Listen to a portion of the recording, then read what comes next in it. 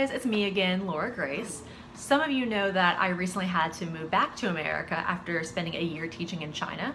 And I have to say, probably the thing that I miss most about China is that there were so many things that I could afford to do there that I really can't afford to do in America. So today I'm going to be talking about some of those things. So if you're living in China, be sure to take advantage of these financial opportunities that you have. Every day, I'll say that I was able to eat out, which in America, eating out isn't even an everyday event. It's once, maybe twice per week, just because I really can't afford to do it more than that.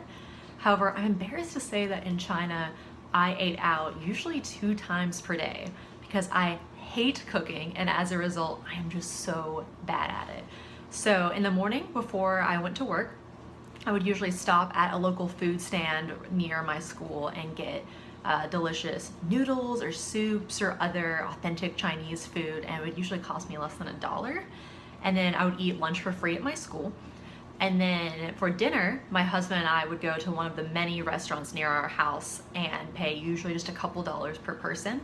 And it really didn't strain our budgets much to do this, and as a result we were able to try a lot of different authentic Chinese food, which was amazing. And another everyday event I would say was taking cabs. Taking a taxi, I didn't do it every day, but I certainly could afford to. In America, Lyft and Uber has made taking a taxi or taking a cab much more affordable, but depending on where you live, it really can cost a lot to do so. When I lived in New Zealand for a while, just taking a 15-minute cab ride from work to home late at night would cost me usually around $15 US. In China, I could take a 30-minute cab ride and it would cost less than $10 usually, and I'd be splitting that with several friends.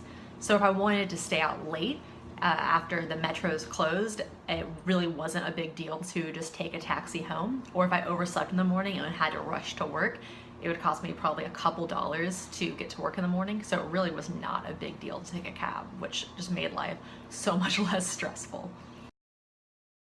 My favorite sort of special thing to do would be to get a haircut. In America, it cost me usually $40, $45 just to get my hair trimmed and layered, which is why my hair looks so shaggy right now. And in China, my first haircut was a trim and layer, and it cost me, I think, $9. Later, I got 10 inches cut off of my hair and had it styled, and it cost me a little over $20. And also, if you want to, you can pay a little bit extra when you go to the hair salon to get a massage. And since getting a haircut is so affordable, why not pay just a little bit extra to also get a massage? Which brings me to the next special occasion thing, which was getting massages. There are so many different types that you can get, and they're just so ubiquitous. Salon parlors are so ubiquitous in China that you can get them all the time if you want, which makes life much more relaxing. There was a foot massage place right across the street from my apartment, and for 1 hour to get a foot massage, and that also included an upper body massage, it only cost $10. And when I moved back to America after China, for a couple months, I worked in a massage parlor, and for the most basic type of massage, it cost $65. And that was actually cheaper than a lot of other places in the area. And if you wanted a really in-depth quality massage, it would cost well over $100. In America, if I want to drive just a few hours to a nearby city that I want to see, it's really not that big of a deal financially. But right now, I am saving for months to take a trip to Canada, which is just north of us, and it's still going to cost me a lot of money. In China, I was able to book a round-trip ticket from Shenzhen, where I live, to Bangkok for only $90, which was nothing. I didn't even have to save up for it, I just did it. And I was also able to travel around China to Taipei and Hong Kong. I mentioned Thailand, also Japan, which is a very expensive country, and to South Korea.